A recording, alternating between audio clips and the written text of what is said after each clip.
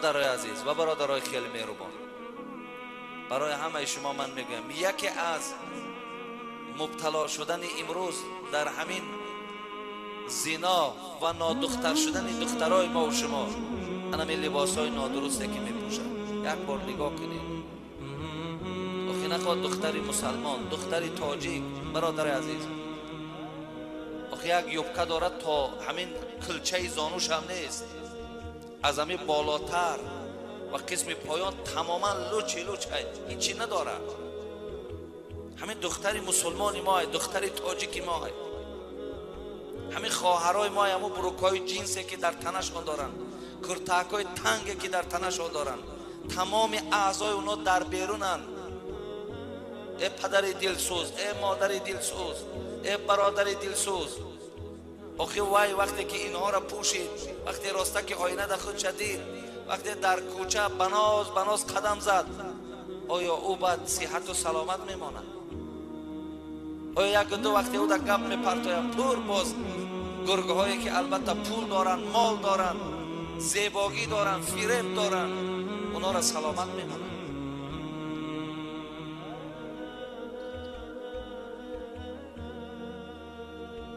در اینا بسیار با اهمیت باشیم.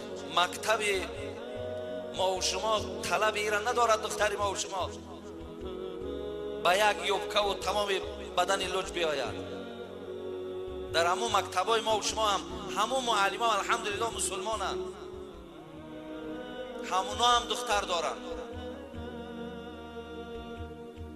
آخه در همون صنف وقتی دختری ما و شما میشیند، بچه هم بیچاره خیالش طرفی هموای، معلم هم نگاهش به سوی هموای. یک بار از خانه برآمدن نگاه کنیم برادرای عزیز. من به نام خدا، به خاطر خدا و به خاطر دلسوزی خدا میگویم که همین چیزها را اهمیت این تا که پگاه بعد ما و شما یک خبری شوم، یک خبری ناراحت کننده را وقتی که در حالت قدگی ما میشنویم، بعد یا فشار خون میشیم یا فلج میشیم یا دیگر در معرکه های دوست و رفیق ما رفته اشتراک کردن نمیتونیم، گویم رد.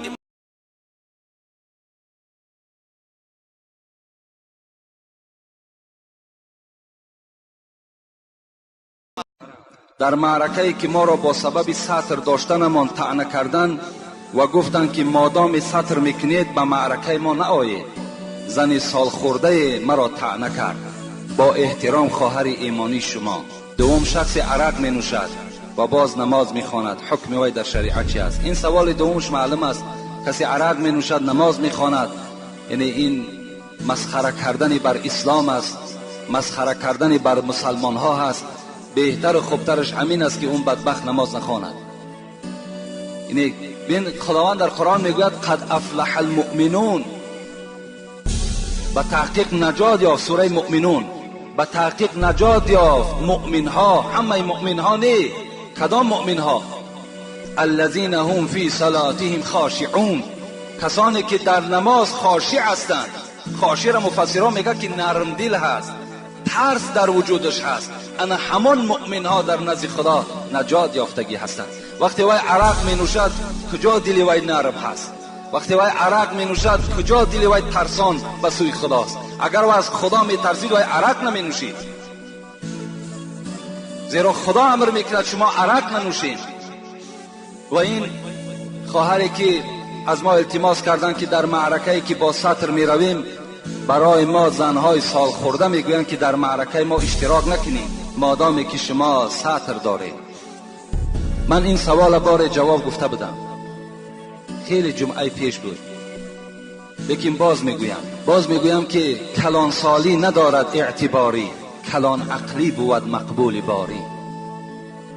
عطای فضل حق عقل است توفیق، به فرمان خداوندی موافق. کلانی خواهی رو معنی طلب کن، نه اینکه دل بریش و موی لب کن. که روح در ازل قالو بلا گفت، تنت در بستری شیطان چرا خفت.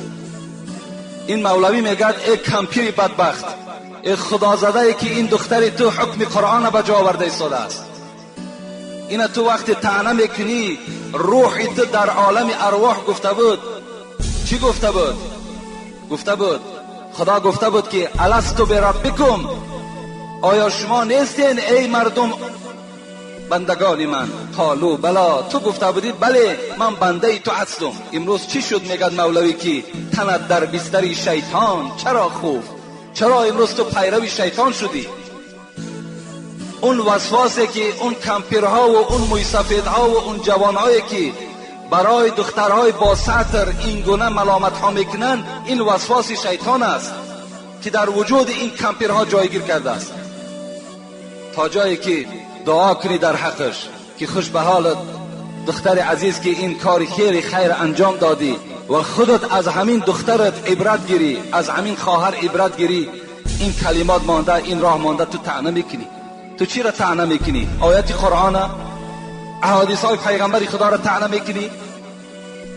کسانی که به خدا قسم به حرمت همین قرآن مکرم و معظم، در همین قرآن سوره وجود دارد به نام نور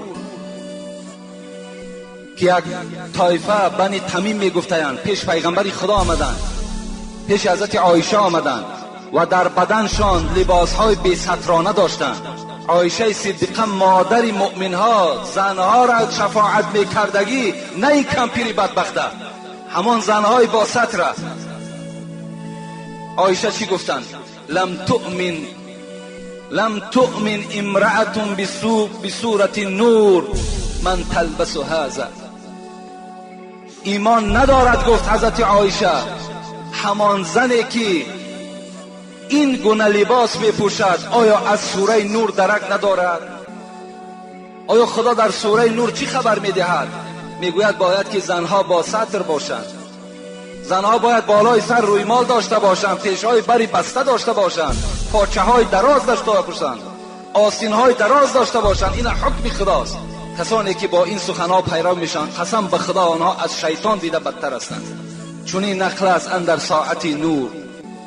لیکن من به این خواهرها چی میگویم؟ میگویم حضرت مولوی بسیار یک تسکین خوب دادن. گفتن محبان خورده صدسنگ ملامت، تو کی میمانی ای سالک سلامت. این دوستان خدا چی جفاها کشیدن. این زنهای راه اسلام در حالت سطر داشتن، در حالت دعوای اسلامی اونها به شهادت رسیدن، چه عذابها کشیدن.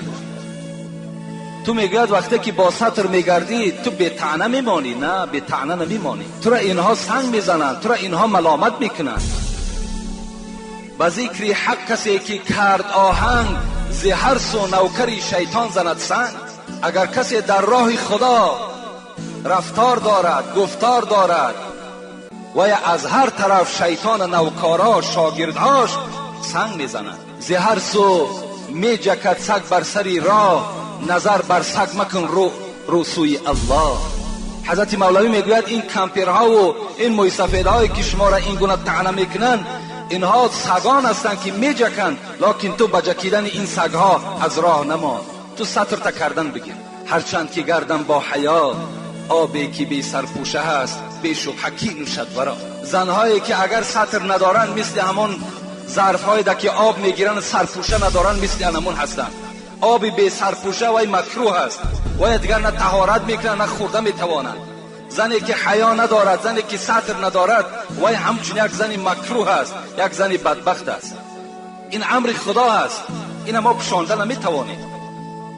پیغمبر خدا میگوید المرأة عورتون، زن خودش عورت است. بین لعن الله الناظر والمنظور الیه، لعنت کند خداوند با آن مردهایی که به سوی این زنهای بی سطر نظر میکند، یا لعنت کند پیغمبر خدا گفت زنهای را که تمام مردم نگاهشان بالای خودشان حواله میکنند. این زنهای بی سطر را پیغمبر خدا گفتن لعنه الله، خدا لعنتشان کند. اینا در لعنت خدا گرفتار هستند. این سخن نه حاجی است نه شیخ است نه بافته. اینجا یک برادرم سوال کرده است که میگویند که همین سطر ما را طعنه میکنند که این سطر از ایرانیا هست، این سطر از افغان هاست. این نه از ایرانی است نه از افغان هاست. این نه ساخته ملا هست نه ایشان است نه شیخ است. این آیت قرآن است، این حدیث های پیغمبر خداست.